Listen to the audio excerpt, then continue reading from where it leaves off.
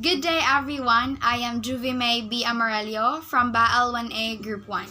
In this presentation, me and the rest of the Group 1 will going to introduce and tackle about theories of language and second language acquisition, which are the Behaviorist theory, Acculturation model, and Nativization model.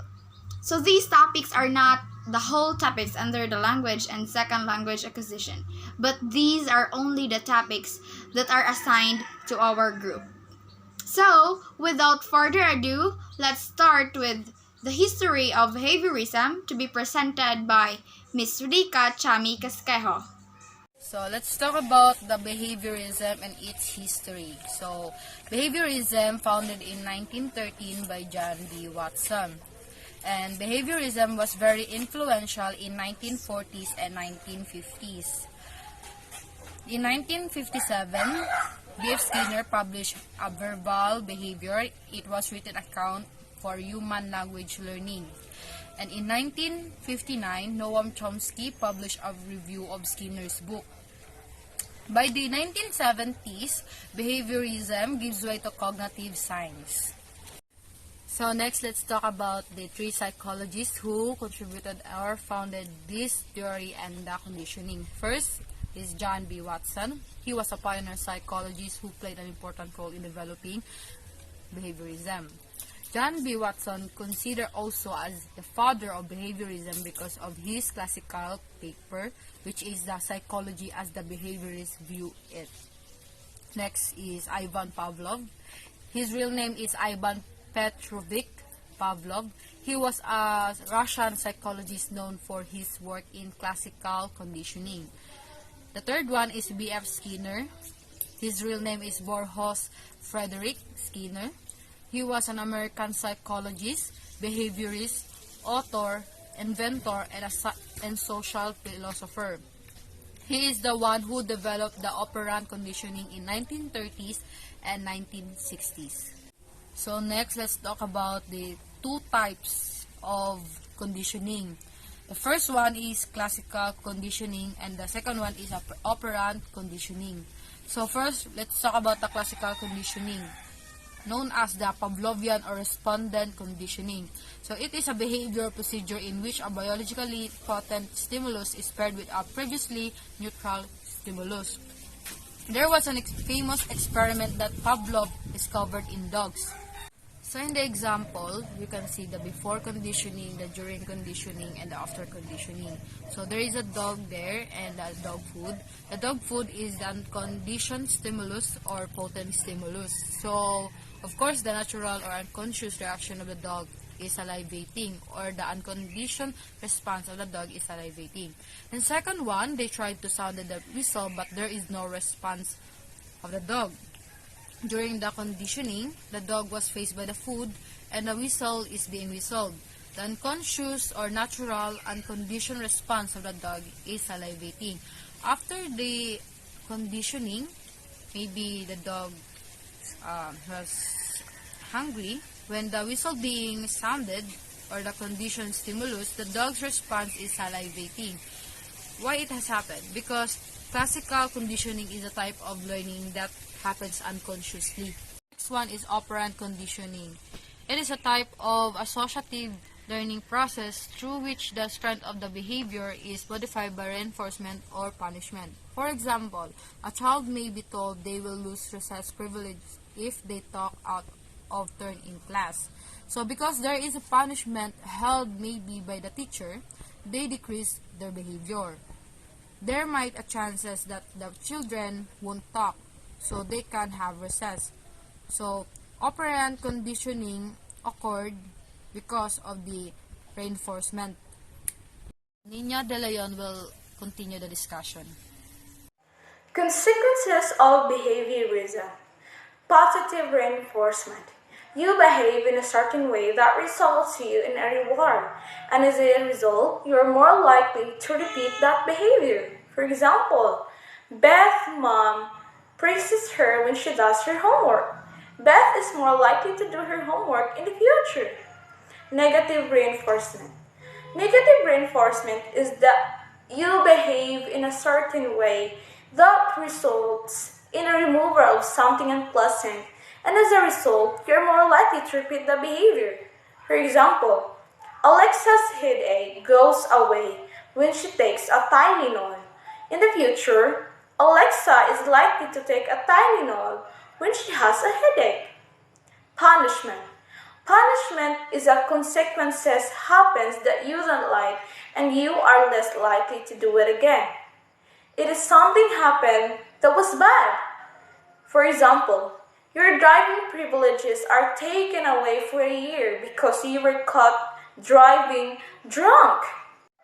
Shaping behaviors, a process of reinforcing a series of responses that increasingly resemble the desired final behavior. For example, a hyper kid who can sit in his chair in class, do things in small steps. Critics of behaviorism. External rewards may diminish intrinsic motivation. Studies where participants were on an interesting test. For example, Pizza Hut used to give away free pizza to kids who can read a certain number of pages. This practice was discontinued as it actually eroded students' intrinsic motivation to read. Behaviorism only accounts for learning through direct experience with the environment, not observational learning. According to Noam Chomsky in his rejection to behaviorism, language is not a habit structure. It is ordinary linguistic behavior that characteristically involves innovation, formation of the use sentence, and pattern of occurrence with rules of great strictness and intricacy. In conclusion, language learning for the behaviorist is the conditioning by imitation, reinforcement, and habits forming. Next is Ms. Juvie Amarillo. So now let's move on to acculturation model proposed by John H. Schumann, an American linguist. Acculturation model for second language acquisition is a process of a social and psychological integration of second language learner with the target language group. So Schumann's theory describes the process in which immigrants pick up a new language while being immersed in it. So it means a person holds onto her original culture but adapts the values, customs, and language of the target group. So what is acculturation? From the root word culture, like what I've said, it is the way people adapt to a new culture. He holds that acquiring a new language is part of acculturation. Success is determined by the extent to which they can orient to the target language group. Degree programs that a learner acculturate to the target language group. Failure to adapt a new language can be explained by two aspects, which are the social distance and the psychological or affecting factor. Social distance is the degree of social distance between the learner and the target language group. So, there are 8 factors that can influence the social distance between cultures. First is social dominance, is related to the perceived status of a group in relation to another if it is culturally, politically, socially, and economically superior or inferior over the target group. There might be resistance in learning the target language, so the more distance it will have. Next is integration pattern has 3 classifications. First is assimilation. Assimilation is when the second language learning group gives up its own values, lifestyle, and adopts the culture's lifestyle of the target language group. In second is preservation. If the second language learning group preserves their own culture and do not entertain the target language acquisition. So the last is adaptation. Adaptation is when the second language learning group adapts the values of the target culture, but maintains its own lifestyle for intra-group use. Enclosure is the degree of sharing cultural construction, such as schools, churches, clubs, facilities, trades, and professions. It can also be classified in high and low enclosure. So, in high enclosure, two groups have their own social constructs, making the acquisition of the language difficult. So, in low enclosure, two groups shares social constructs, making the acquisition of the language easier. The more they share social constructs, the bigger the chance to have a successful second language acquisition. Cohesiveness is how a second language learning group makes relationship with the native speakers and stay together in a group with similar traits. The more cohesive a cultural group, the less distance and a better condition to learn. So, size is related to the learner form communities in the target culture. So, a larger learning group, the bigger the distance. But, the smaller the learner group, the more likely to have contact with each other and more suitable conditions for second language acquisition. So, it has a less distance. Next is cultural congruence. Cultural congruence is if the two groups have a cultural values that are very similar to each other. So it is easier to learn the new language. But if both groups have a lot of differences, the more distance increases. Say for example, USA and India. So both countries have many differences, especially the language. So it decreases the chance of interacting with each other. But if it is USA and UK, probably it would be much easier because they have a lot of similarities and it results to a smaller distance and a bigger increase to acquire a second language. Attitude has two classifications, the negative and the positive attitude. So positive attitude towards each other, both target group and language learning group, it decreases the distance between each other, and that goes vice versa to the negative side. Lastly is intended length of residence. So it refers to how long the learner intends to stay in the target language country or culture. So if the learner plans to stay for a long time, it decreases the distance between the learner and the target group.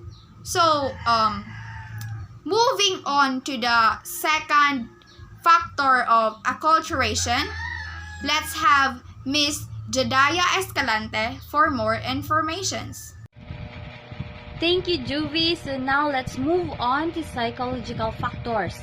So in psychological factors, a learner may learn the second language within such social conditions, which are not favorable for SLA.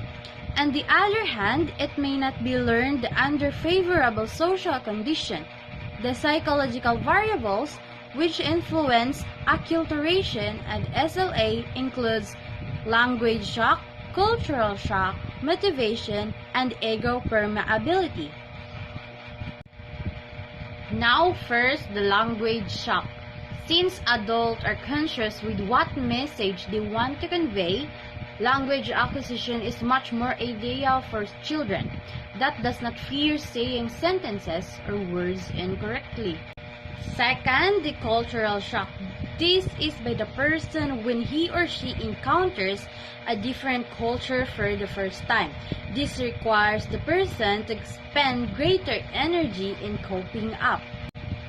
Common problems include information overload, language barrier, generation gap, technology gap, skill interdependence, formulation dependency, and more.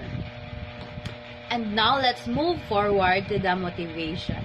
It involves the second language learner's reason to comprehend, the instrumental motivation and integrative motivation.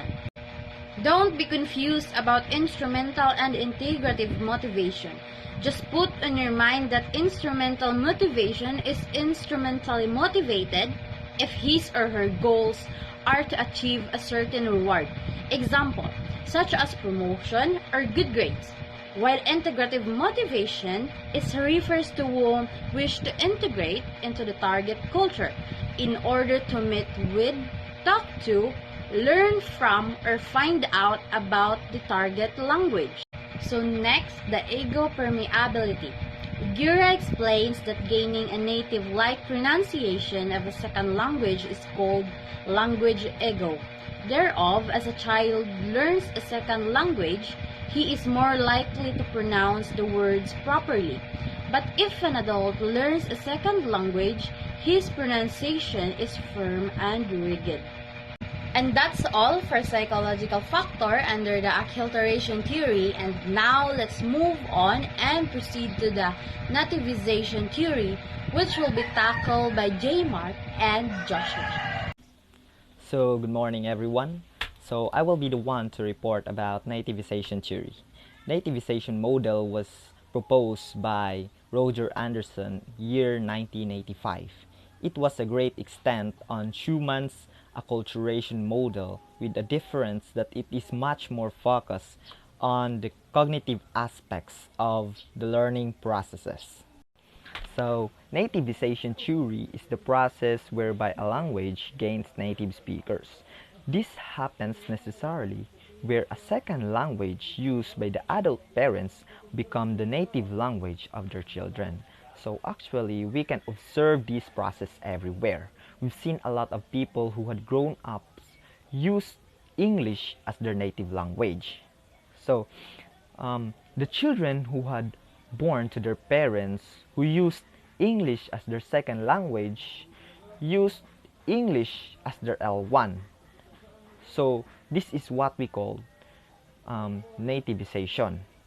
So, sa butabo ra jud kay siya kay when an L2 gani nga gigamit sa parents was used by the children or the second generation as their L1, and this is what we call nativization. So, according to Anderson, language acquisition consists of two general processes, the nativization and the nativization. In nativization, so it is characterized by assimilation. So it means abandon L1 for the sake of L2. Learners makes input conform to their own internalized view of what constitutes the L2 system. So let's say, for example, I'm a Bisaya and I'm trying to learn English. Whatever the concept in English, it has to fit in on my Bisaya schema. So everything in English has to fit in the schema. So for example, moingon ko og maayong buntag, and the English sa maayong buntag is good morning. So okay, it fits. So basically in nativization, your L2 has to conform to your L1. Then also pidginization. I think we are familiar with this klase ni Ma'am Brillian sa pidgin language kanang mga inuslan na language. Then we now move on to the nativization. Sa second process of the nativization theory, the nativization. So it involves accommodation. In accommodation, the learner adjusts his internalized system to make it fit with the input. So it means kung unsay input sa second language, ito na yung ginagamit na to make the rules on the L2. He will not be basing on his first language. Then, in denativization, we have inferencing strategies. It Inferencing strategies means remodeling the interlanguage system according to the external norm. So, in the development of language, we can encounter this situation. The input is both accessible and inaccessible. The input is accessible when a person will construct their grammar on the basis of the input and deviate more or less from the internal norm. So, unlike sa inaccessible input, where a person will construct their grammar on the basis of internal norm. Accessible siya kay nag-base siya sa input and nilihis or nitipas sa internal norm.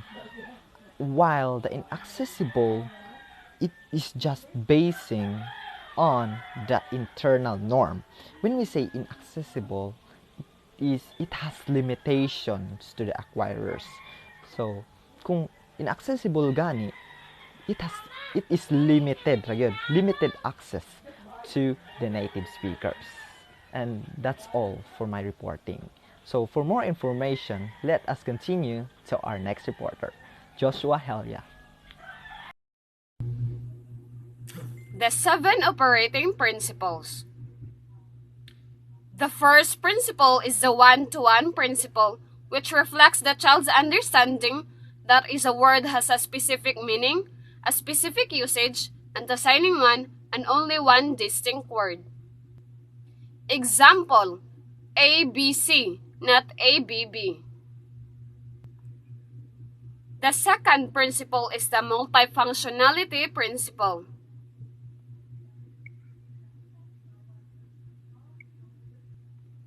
which the learners have clear evidence and tries to discover the additional meaning of the forms in the input.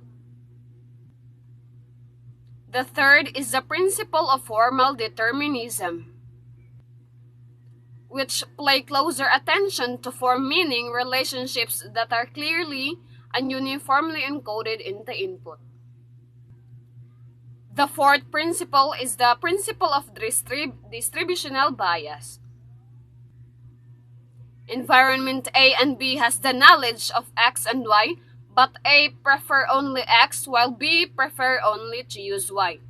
To acquire X and Y, we must limit W to environment A and Y to B. The fifth is the transfer to somewhere principle. A language structure will be susceptible to transfer only if it is compatible with natural acquisitional principles or is perceived to have similarity. Example, si J. Mark ay kugyan. Si J. Mark ay masipag. J. Mark is industrious. The sixth is the relexicalization principle.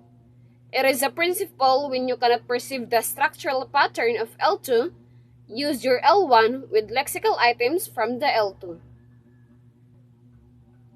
Example, Japanese learner of L2 English have been observed to use English lexes in S plus O plus V sentence frames, such as J. Mark oranges 8, as opposed to be the standard English J. Mark 8 oranges, which uses S plus V plus O agreement. The last principle is the relevance principle.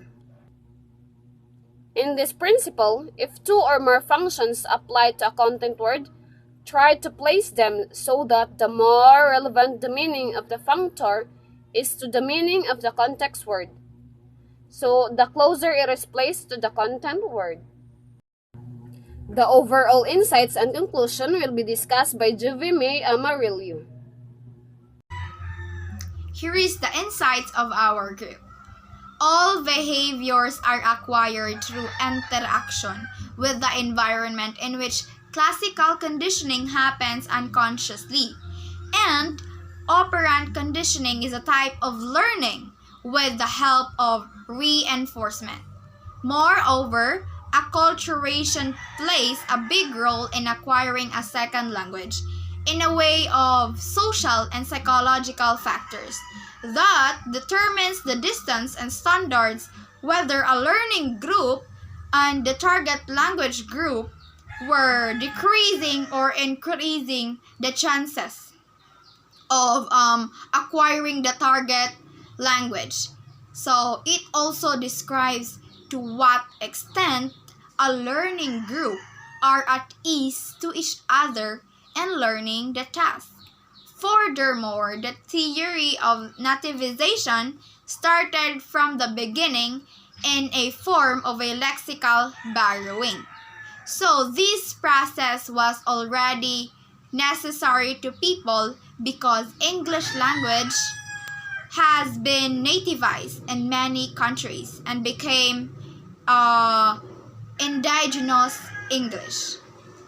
These theories are part of the theories that helps a learning group achieve the second language.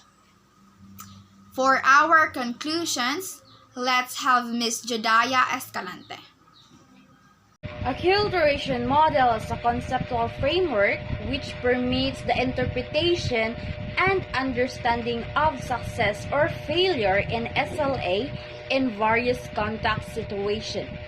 This theory attempts to explain the relationship between learners' second language acquisition and their social and psychological factors, and it helps to prove the importance of social factors in SLA.